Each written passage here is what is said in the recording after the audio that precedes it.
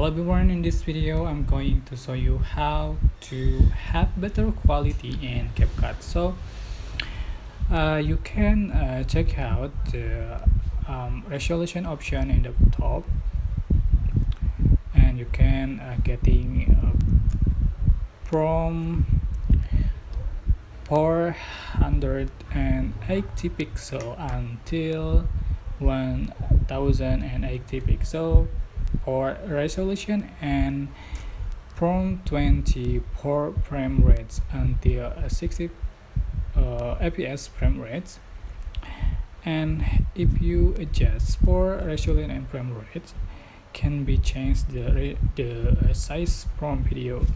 So I think if you want to get better quality in CapCut, you can change the resolution for 1080 pixel and then 60 fps from frame rate, so you can getting better quality in CapCut. So that's how to have better quality in CapCut mobile. Don't forget to click like, comment, share, and also subscribe, and you can click thanks button for appreciation and thanks. Bye bye.